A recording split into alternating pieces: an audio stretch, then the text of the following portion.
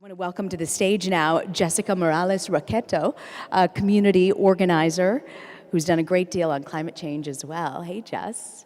You also made it in the snowstorm. I take it your journey was shorter than the mayor's.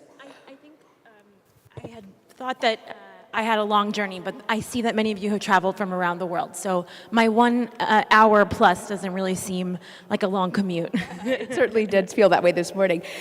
Jess, you've done so much on the digital space, and particularly when it comes to community organizing. And we've seen so much just in the past few weeks of communities, the Women's March, where this wasn't just about women. You know, it was about human rights. It was about people finding a voice in issues that mattered. Climate change among them is something that's affected a lot of people in this country. I want to ask you, when you have a local movement like this, how do you get it from sort of a base level to get people out to attend and move? Yeah, this is a great question. I love, let's start the morning with some exciting questions like that. For those of you who don't know me, which I think is probably everyone, I am a community organizer who primarily does work in the digital space, so online organizing. I recently finished as a digital organizing director at Hillary for America, and in the last couple of weeks have been pretty busy helping organize airport protests around the country against the Muslim ban and also against the ICE raids that have been happening to immigrants and refugees all around the country. So for me, what I do every single day is, really talk to people locally and figure out how we can activate them. And I actually think that climate change is really a unifying issue. When you think about a city like Flint, Michigan, where clean water is a major issue right now, what is bringing people together, both elected officials, but also directly impacted communities, is really a desire for clean water, a really basic human right. And so I think that what we'll see is that in this time, in America in particular, where there's a lot of divisive political energy, clean water, clean air, making sure that the next generations are able to live in a world that is, actually livable is going to be a unifying theme. That's why I'm really excited to see cities and elected officials and mayors in particular be the leaders in this. What I've been telling folks is that, in the United States under a Trump administration, it's obviously going to be a little bit difficult to enact the kind of change that we want. But what I have been really telling people is to get as local as possible, to think about your 10 blocks right around you that you can make a difference. And a lot of ways that people can make a difference is around a more sustainable environment, around stopping climate change in the small ways that you can. And I also think that, and we sort of saw this with the Women's March, I think we'll see this with the People's Climate March that is happening at the end of April. Many times climate is an entry point for new organizers. The way that they get activated is wanting clean water in their community, or a beach cleanup, or taking a shorter shower so that they're conserving or recycling. And that is really exciting because in this moment a lot of people are being activated, and I think what we can also see is in particular girls can be activated with this energy when they see their older women, right? And one of the first ways that they can get started acting locally is around climate change. So you really believe that climate change is an entry point for other issues like human rights and women's issues that... Absolutely. I think if you look at Flint, I'm really inspired by the organizing that they're doing there. There's a young girl named who goes by the name Little Miss Flint. And every day she posts about how many days it's been since they have water in Flint. And it's like a beauty title, but really she's not a beauty queen, she's an activist.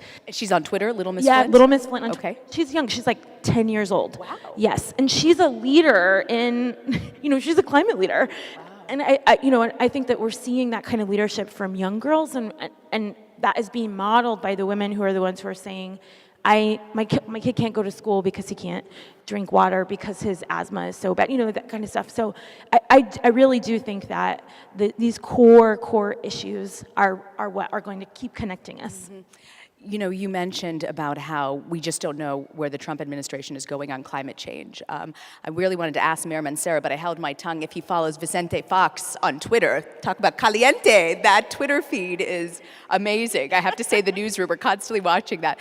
But I want to ask you, I was so surprised. I anchor the evening news at 6:30 on Saturday. Saturday in this country has almost been the day to hit the reset button in news.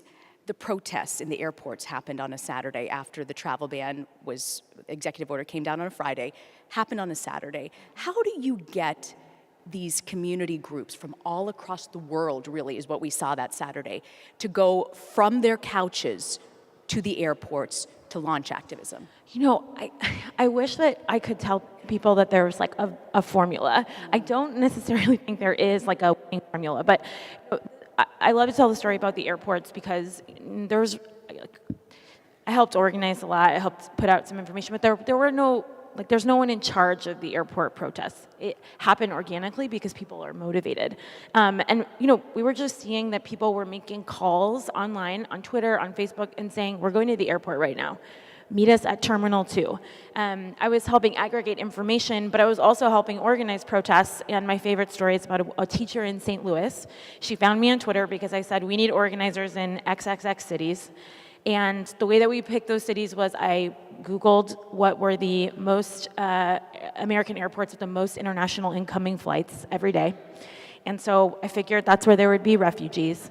And St. Louis was one place, where they didn't have as many flights, but it seemed like a really important place to have. And she said, is there somebody yet? I want to go to the airport. I said, no, but you seem like you'd be a great person to be in charge. And then she DM'd me on Twitter. I gave her very basic information about how to start a protest. Grab some friends, pick them up in the car so that they can't flake on you. Make some signs if you can, go to the airport. If they try to tell you to leave, tell them that you're there, like on your First Amendment rights for peaceful assembly. Get as many people as possible, stay as long as you can. So you sent this in an email to somebody? I sent it in a Twitter DM. I don't even have this woman's email. And she did. She started a protest in St. Louis.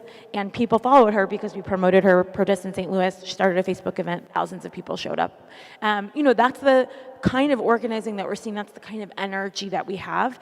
And, you know, one thing that I would want to tell this illustrious crowd is that I hope that you see that kind of energy and activism as an opportunity instead of as a threat. I think sometimes it can feel like adversarial, but actually in the same way that you were motivated to run for office to make your community better, activists are motivated to protest to make our communities better. And you know, it would be like my dream if mayors around the country saw themselves as partners with protesters and activists, because what is happening right now can't be contained and no one is really in charge, but a smart elected official who saw that they could really, you know, help make it make that one-day Saturday protest continue into the rest of the week with your local community meetings, with, you know, utility commissions, and getting more young women to run for those kinds of offices, for city council. Like, that is somebody who could really, really make critical change, both in this political moment, but also for our planet. We've just got about 30 seconds left in this panel, but I want to ask you, just as a closing thought, we saw the Women's March, we've seen the airport protests. How do you get something like this to continue? And what advice do you have for people to keep the momentum going? Yeah, I think my hope is that people will start to see activism as a practice. You know, I take a lot of inspiration from the Black Lives Matter movement. I think a lot of people thought that they couldn't sustain, you know, shut it down kind of mentality. But they've been saying that for years and changed the conversation and started to change policy. So I think that that's possible with all of us, you know, continuing to get up on Saturday mornings. Right, Jess, I want to thank you so much, and Mayor Mancera. Such an important cutting-edge issue for getting women, the next future leaders, involved in climate change. Thank you. Thank you so much.